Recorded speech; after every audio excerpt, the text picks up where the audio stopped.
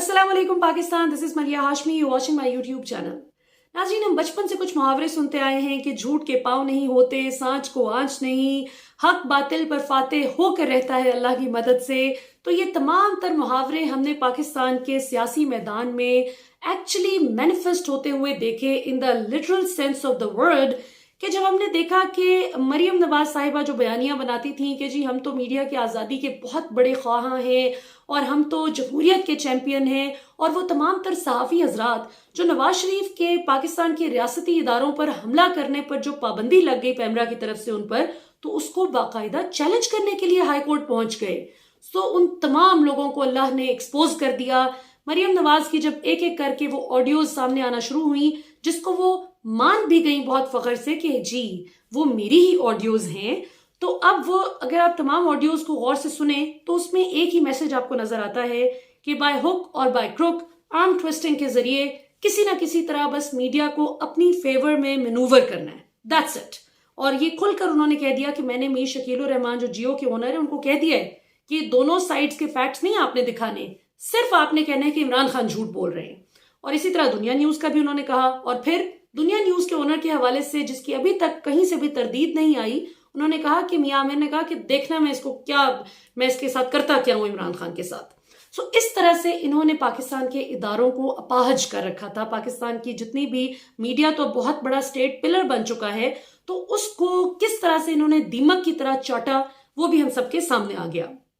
आज जो Islamabad high court में हियरिंग हुई और वो राना शमीम साहब जिनको साहिवाल से गिलगित बल्तिस्तान के चीफ जज के तौर पर नवाज शरीफ बाकायदा नवाज कर लेकर गए थे, क्योंकि जैसे कि उनके बेटे ने भी काशिफ अब्बासी के प्रोग्राम में ARY न्यूज पर खुलकर एतराफ किया कि काशिफ आप तो जानते हैं कि मेरे वालिद नून लीग के वकला विंग के वाइस प्रेसिडेंट रह चुके हैं सिंध में, तो इसके बाद बात क्या रह जाती है पीछे। और फिर उन्हीं साहब की जानिब से एक ऐसा एफिडेविट आना, हलफनामा आना कि जो वहां से ही नोटराइज होकर आता है जहां से नवाज शरीफ साहब की मेडिकल रिपोर्ट्स नोटराइज होकर आई, तो ये बहुत से सवालिया निशान उठाती चली गई चीज। पिछली हेयरिंग में अदालत में राना शमीम साहब ने अपने बेटे को पेश करवा दिया, और इस बार चूंकि कहा गया था चीफ जस्टिस अतर मिनल्ला साहब की जानिब से कि अब आपको खुद पेश होना पड़ेगा, तो आज जनाब पेश हुए। और जिस वक्त सहाफियों ने बाहर पूछा कि क्या आपने एफिडेविट जमा करा दिया है, उसमें क्या है, तो हलफनामे के हवाले से सवालों में उन्होंने कहा जी कि मेरा वकील जवाब देगा, जबकि अदालत में बहुत ही दिलचस्प जवाब दिया राना शमीम साहब ने। बुरी तरह से नवाज शरीफ साहब को भी फंसवा दिया, जंग ग्रुप को भी फंसवा दिया, जियो न्यूज को फंसवा दिया। ये पूरा जो एक बयानिया एक पूरे गठजोड़ के साथ बनाया गया था, जिसका पूरा प्रेमिस ये था कि नवाज शरीफ के साथ तो बड़ी ज्यादती की गई है, ये तो सजा बनती ही नहीं थी जो इनको दे दी गई है, ये तो कोई करप्शन नहीं हुई। और कैसे साकिब निसार ने जो है वो कहा कि इमरान खान को लाना है और नवाज शरीफ को हटाना है, वो जो जाली ऑडियो भी लाई गई, सो और ये एफिडेविट भी, ये एक ही सिलसिले की लड़ी है ना पूरी। तो उसमें राना शमीम साहब ने आज मियां साहब को दे दिया बहुत बड़ा धोखा। जिस वक्त जाहिर है कि फिर खुद पर आती है तो इंसान अपने आप को बचाने की करता है, क्योंकि झूठ के पांव नहीं होते, जो हमने शुरू में भी बात की। तो राना शमीम साहब से जिस वक्त मोअज़्ज़िज़ अदालत ने सवालात किए, तो उन्होंने फरमाया कि ये हलफनामा मुझे तो पता ही नहीं कहां से कैसे लीक हो गया, उस सहाफ़ी तक कैसे चला गया। अंसार अब्बासी साहब की तरफ इशारा था जिन्होंने द न्यूज में स्टोरी की थी इस पर, और उन्होंने कहा कि मेरी तो कोई बात ही नहीं हुई थी उससे, मैंने तो उसे कुछ कंफर्म ही नहीं किया था। जो उसने मेरे हवाले से स्टोरी में बातें लिखती हैं, मैं नहीं जानता ये जो भी उसने बातें की हैं। ये आज राना शमीम साहब ने अदालत में फरमाया। और मजे की बात ये कि राना शमीम साहब फरमाते हैं कि ये तो लॉक इन की में था मेरा बयान हल्फी, ये मैंने कोई दिया तो नहीं था किसी सहाफी को, ना ही हमने इसको कोई शेयर किया था किसी से, ये उन तक कैसे पहुंच गया ये मैं नहीं जानता। और तकरीबन उसके जो भी कॉन्स्टिट्यूएंट्स थे उस बयान हल्फी के, जिस पर एक तूफान मच गया था पाकिस्तान में कि ओहो हो राना शमीम का बयान हल्फी आ गया। उन्होंने कहा कि कैसे मैं वो जो स्टोरी के मुताबिक, अंसार अब्बासी की स्टोरी के मुताबिक लोग बात कर रहे थे ना, खास तौर पे मरियम साहिबा जो अल्हम्दुलिल्लाह लिख रही थी,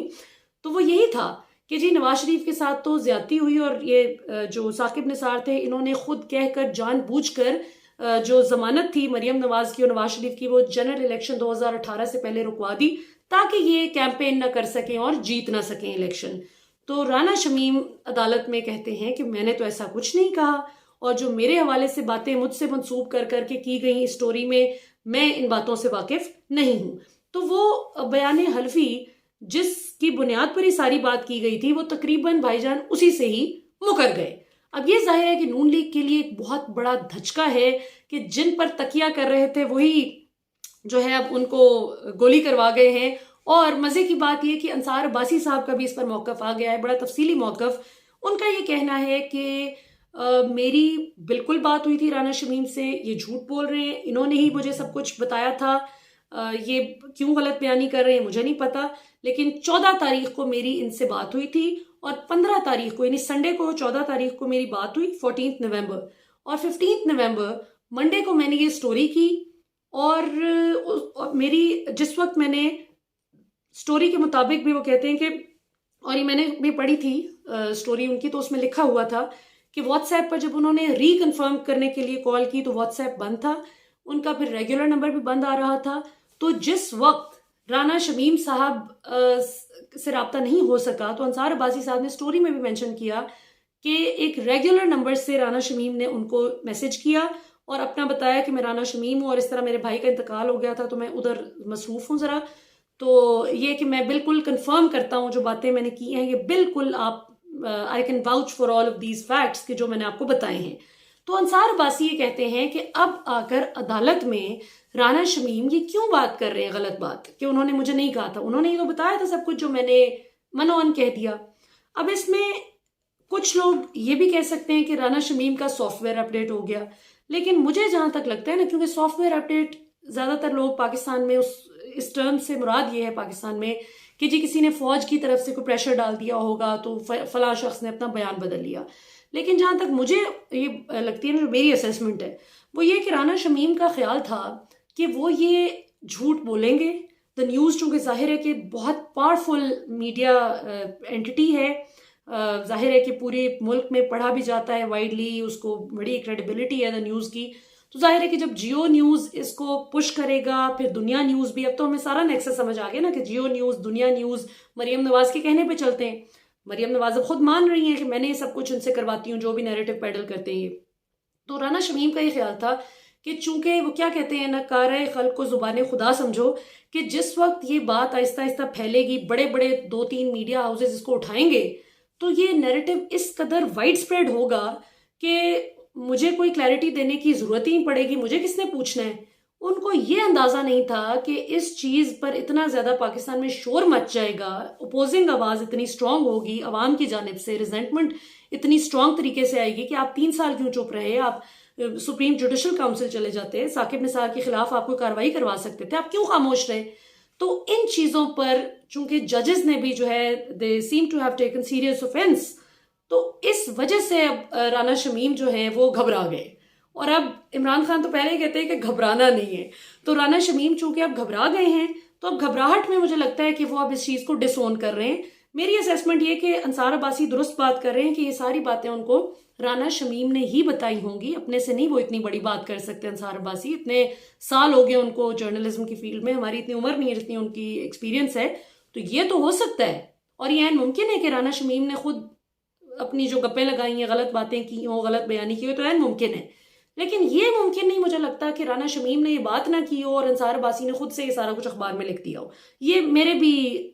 समझने में बात नहीं आती। सो देखते हैं आगे क्या होता है। लेकिन फिलहाल नवाज शरीफ साहब 2 तरह से फंस चुके हैं और बुरी तरह फंस चुके हैं इस केस में। तो खैर जियो न्यूज़ और जंग ग्रुप की भी क्रेडिबिलिटी, द न्यूज़ की क्रेडिबिलिटी बहुत ज़्यादा हर्ट हो रही है अब राना शमीम के मुकरने के बाद और ये कहने के बाद कि पता नहीं कैसे लीक हो गया और मैंने तो ये कुछ नहीं कहा था, मुझसे तो कंफर्म ही नहीं किया गया ये बातें मेरे हवाले से लिखने से पहले। लेकिन नवाज शरीफ साहब जो फंसे हैं वो ये कि ये इनकी आखिरी उम्मीद थी कि अब इस एफिडेविट की बुनियाद पे आगे अगर इंग्लैंड में असाइलम लेते हैं, अगर वीज़ा वाला मामला उनका नहीं वहाँ पे सेटल होता इंग्लैंड में, तो जाहिर है कि वहाँ पे असाइलम लेने में आसानी होती और जाहिर है कि वहीं की एंटिटी ने नोटराइज किया था इस बयान हल्फी को, तो जाहिर है कि उसकी क्रेडिबिलिटी ज़रा और तरह की होती। लेकिन अब चूंकि पाकिस्तान की अदालत में मुकर गए हैं राना शमीम, तो अब ये इंग्लैंड में भी मियाँ साहब के लिए मसला हो जाएगा इस बयान हल्फी को यूज करके कोई फेवर लेने में। दूसरा ये कि चूंकि मलिक रियाज और उनके बेटे का 10 साल के लिए वो जो वीजा कैंसिल हो गया बरतानिया का, और किस बुनियाद पे कि जी पाकिस्तान की अदालत ने और JIT ने आपको जो है वो